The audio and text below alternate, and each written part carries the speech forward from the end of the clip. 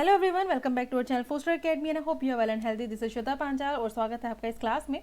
आज की इस वीडियो से हम स्टार्ट कर रहे हैं ज्योग्राफी की अपनी इंपॉर्टेंट क्वेश्चंस की एमसीक्यूज की सीरीज। तो ये हमारा पार्ट 1 एएमआरएस के लिए भी और DSSB के लिए दोनों ही जो एग्जाम्स है दोनों के लिए काफ़ी ज़्यादा हेल्पफुल है ये सारे ही एमसीक्यूज, और इनको बहुत अच्छे से डिस्कस करके समझने की कोशिश करेंगे क्वेश्चंस को।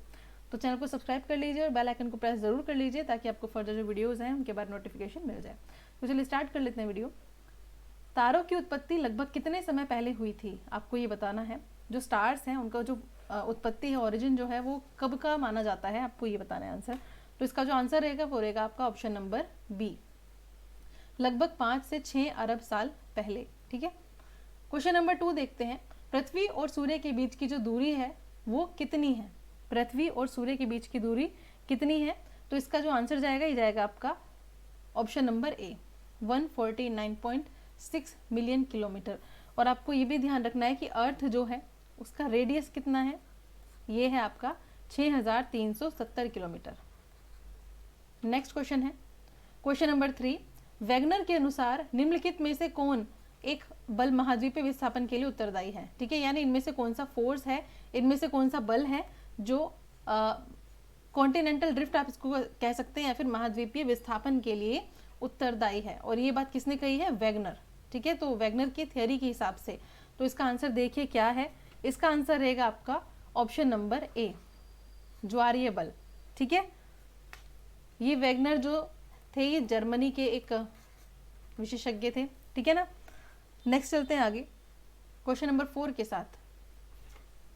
यहाँ पे जो फोर्सेस है ना, यहाँ पे नेक्स्ट क्वेश्चन आएगा तो आपको आंसर पता चल जाएगा, इसलिए मैं अभी इसके बारे में बताऊंगी नहीं। यहाँ पर एक ज्वारीय बल है और दूसरा है यहाँ पर पोलर फ्लीइंग बल। ठीक है, इससे रिलेटेड क्वेश्चन अभी आगे आएगा। क्वेश्चन नंबर 4 पर चलते हैं। निम्नलिखित में से किस विशेषज्ञ ने निहारिका परिकल्पना यानी नेब्यूलर हाइपोथेसिस की बात की थी? हमने चैप्टर जो 1 डिस्कस किया था उसमें अर्ली थ्योरीज के बारे में बात की थी। इसके अलावा हमने बात की थी मॉडर्न थ्योरीज में। तो ये जो है निहारिका परिकल्पना ये आपकी अर्ली थ्योरीज में है। ठीक है, अर्ली हाइपोथेसिस में है। तो इसका जो आंसर रहेगा आपका वो रहेगा ऑप्शन नंबर बी, लैप्लेस। ठीक है, option number B, Laplace. Laplace के बारे में आपको पता है, निहारिका परिकल्पना दी गई थी। एक बात की गई थी कि जो बादल हैं, एक पदार्थ का एक बादल था, ठीक है, जो कि यूथफुल स्टेज में था, जिसको सन भी कहा जाता है। तो वो पूरा का पूरा एक कॉन्सेप्ट है लैप्लेस का। और इसने रिवाइज की थी थ्योरी किसकी? इमैनुअल कांट की। तो ये लैप्लेस ने कब बोला था इस चीज़ के बारे में? 1796 में। ठीक है, ये मैथमेटिशियन थे। चलिए क्वेश्चन नंबर 5 देखते हैं। आकाश गंगाओं का व्यास कितना है? आकाश गंगाओं का व्यास कितना है?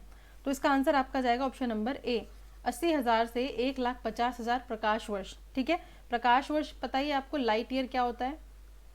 लाइट ईयर आपका टाइम के बारे में बात नहीं करता, ये आपका किस बारे में बात करता है? ये आपका दूरी के बारे में बात करता है। ठीक है, तो एक साल में जो सन के द्वारा दूरी तय की गई होती है उसको पूरा लाइट ईयर बोलते हैं, नहीं प्रकाश वर्ष बोलते हैं। नेक्स्ट आपका क्वेश्चन नंबर 6। वायुमंडल में जलवाष्प और गैसों का योगदान है, यानी आपका जो अर्थ है पहले जिस तरीके से बना था, इसके बाद स्टार्टिंग स्टेज में, अर्थ के बनने के बाद स्टार्टिंग स्टेज में यहाँ पर वायुमंडल नहीं था। तो वायुमंडल बनने का काफ़ी प्रोसेस रहा था। तो उसमें कौन सा वो एक इम्पॉर्टेंट चीज़ है, यानी इसमें जलवाष्प और गैसों का इम्पोर्टेंस रोल है। तो ये किसकी वजह से आया था? यहाँ पर वायुमंडल में किस की वजह से ये चीज़ें आई थी?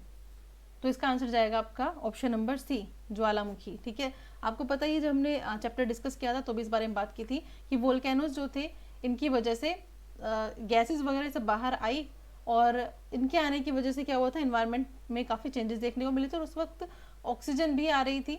ठीक है, पूरी की पूरी थियोरी है कि पानी में जो है वो अलग तरीके के, मतलब कुछ छोटे छोटे जीव आने लगे थे जिनकी वजह से वो ऑक्सीजन प्रोड्यूस करते थे, तो उसकी वजह से। क्वेश्चन नंबर 7 देखते हैं यहाँ पर। इनमें से किसने सबसे पहले क्या कहा था कि यूरोप, अफ्रीका और जो अमेरिका है वो एक साथ स्थित थे? जैसे कि आपने थ्योरी के बारे में पढ़ा है ना कि पूरा जो अर्थ है इसमें जो जो अलग अलग कॉन्टिनेंट आज के टाइम में हम देखते हैं तो वो कॉन्टिनेंट सब एक साथ थे। तो इनमें से किसने कहा था कि यूरोप, अफ्रीका और अमेरिका एक साथ थे? तो इसका जो आंसर रहेगा आपका वो रहेगा ऑप्शन नंबर बी, अब्राहम ऑर्टेलियस ने। ठीक है, और ये कब की बात है? 1596।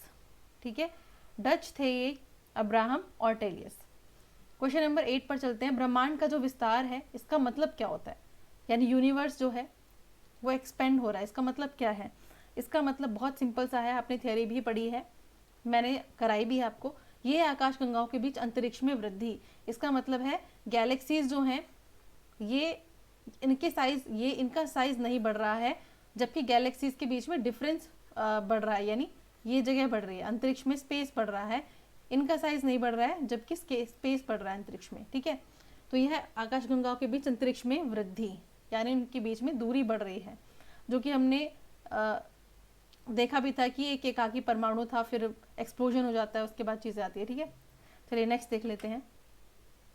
क्वेश्चन नंबर 9 है, निम्न में से किस क्षेत्र को रिंग ऑफ फायर कहा जाता है? इनमें से वो कौन सा क्षेत्र है जिसको रिंग ऑफ फायर कहा जाता है? तो इसका आंसर जाएगा आपका ऑप्शन नंबर डी। ठीक है, इसके किनारे किनारे का जो क्षेत्र है वहां पर बहुत ज्यादा वोल्केनोज के, यानी कि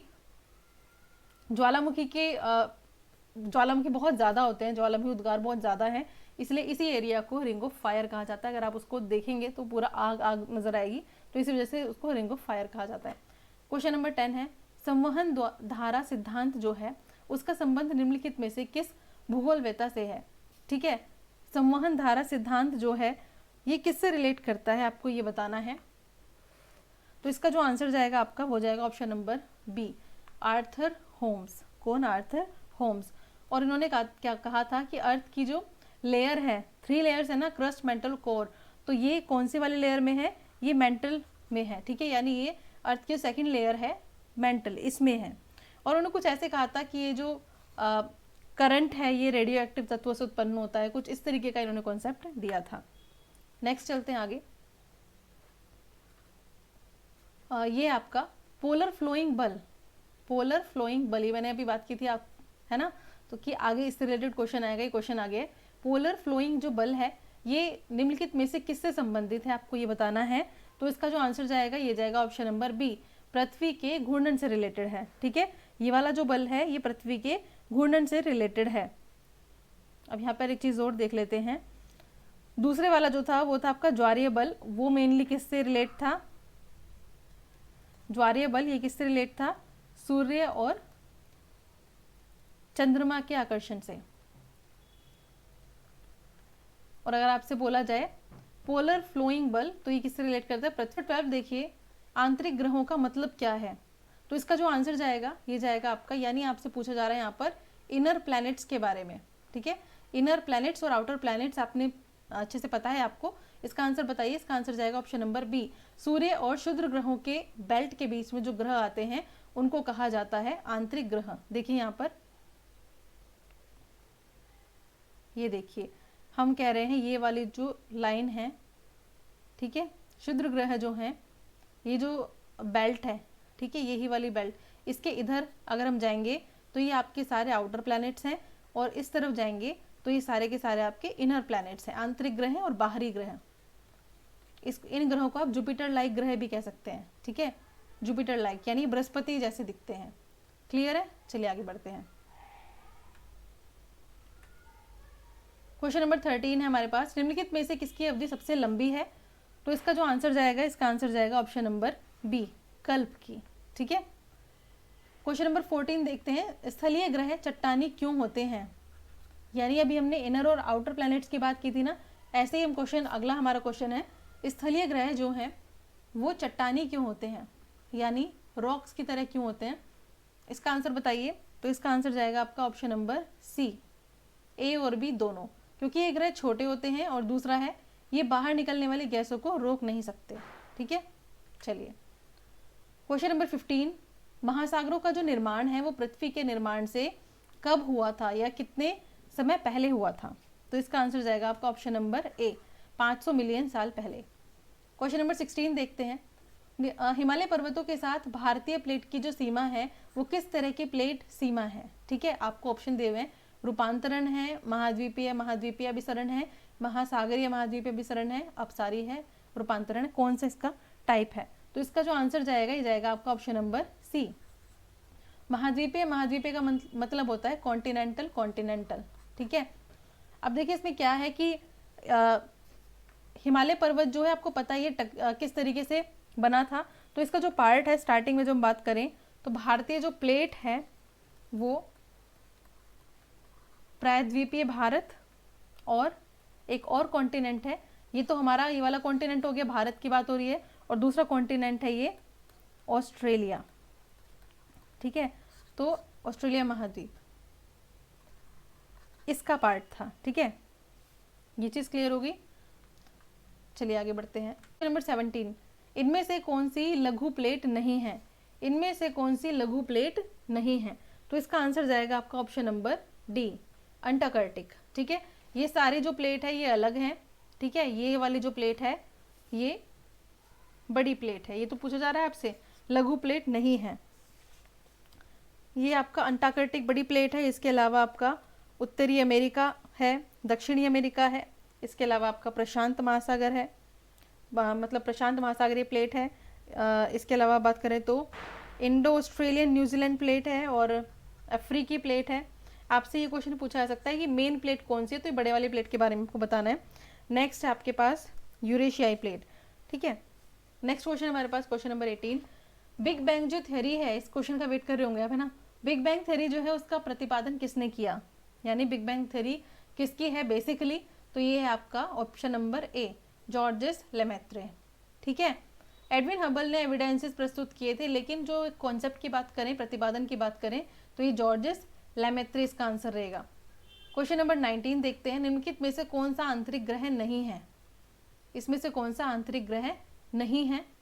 तो हमने अभी तो बात की थी ना इनर प्लैनेट और आउटर प्लैनेट की, तो बताइए इसका आंसर क्या रहेगा? इसका आंसर रहेगा ए।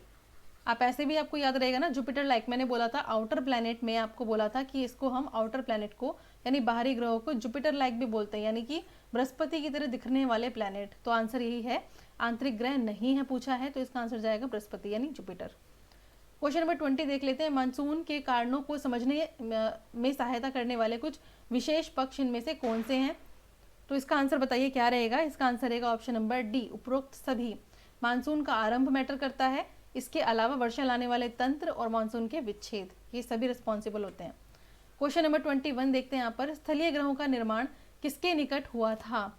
स्थलीय ग्रहों का निर्माण किसके निकट हुआ था? तो इसका आंसर बताइए क्या जाएगा? इसका आंसर जाएगा आपका मूल सितारा या मूल तारा। ठीक है, मूल तारा, इसके पास के ही हैं सारे प्लैनेट, ये स्थलीय प्लैनेट जितने भी हैं। ठीक है, क्वेश्चन नंबर 22 देखिए, निम्नलिखित में से कौन सा मुख्य प्लेट है? इनमें से कौन सी मुख्य प्लेट है यानी बड़ी प्लेट है, आपको ये बताना है। तो इसका आंसर जाएगा आपका option number B, African plate. मैंने अभी तो बात की थी ना, यहाँ पर जो प्लेट्स डिस्कस की थी, ये रे प्लेट अफ्रीकन प्लेट है ना, तो इसका आंसर जाएगा आपका अफ्रीकन प्लेट। बाकी नज़का, अरेबियन, ये क्या है? ये छोटी प्लेट है। ठीक है, क्वेश्चन नंबर 23 देखते हैं, निहारिका परिकल्पना लैप्लेस ने दी थी, ये पता ही है आपको। ठीक है, मतलब कि रिवाइज किया था इमैनुअल कांट के बाद, लैप्लेस ने भी इसको रिवाइज किया था। तो ये कब रिवाइज किया था, यानी ये परिकल्पना प्रस्तुत कब की थी लैप्लेस ने, ये बताइए आप। इसका आंसर जाएगा ऑप्शन नंबर ए, 1796 में। क्वेश्चन नंबर 24 देख लेते हैं, प्लेट जो शब्द है उसका प्रयोग सबसे पहले किसने किया था? ठीक है, प्लेट टेक्टोनिक्स वगैरह आपको पता है ना, पूरी थियरीज हैं इनसे रिलेटेड। तो आपसे पूछा जा रहा है कि प्लेट्स जो शब्द हैं इनका प्रयोग सबसे पहले किसने किया? तो इसका आंसर जाएगा option number D, टूजो Wilson. टूजो Wilson, और ये कहाँ के थे? कनाडा, और 1955 में इन्होंने ये कॉन्सेप्ट दिया था। नेक्स्ट है क्वेश्चन नंबर 25, किसने सुझाव दिया कि पृथ्वी और चंद्रमा एक तेजी से घूमने वाले पिंड का निर्माण करते हैं?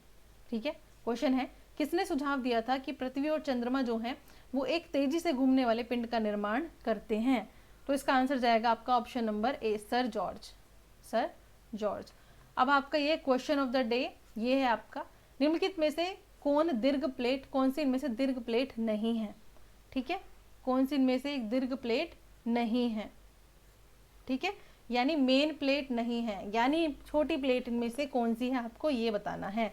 ठीक है, आप अभी जाकर वीडियो को पीछे जाकर भी थोड़ा सा देखेंगे तो भी इसका आंसर आप अभी बता सकते हैं ना। तो कमेंट सेक्शन में इसका आंसर बताना ना भूलें, मुझे वेट रहेगा आपके आंसर्स का। और आप कमेंट सेक्शन में पूछ सकते हैं अगर आपको जो भी क्वेरी हो। तो मिलते हैं अपनी नेक्स्ट वीडियो में। इस सीरीज़ को मैं कंटिन्यू करने वाली हूँ क्योंकि आपका एग्जाम अभी पता नहीं कब होगा, लेकिन क्योंकि करेक्शन विंडो ओपन हो चुकी है तो इसका मतलब जल्दी ही आपका एग्जाम होने के चांसेस हैं।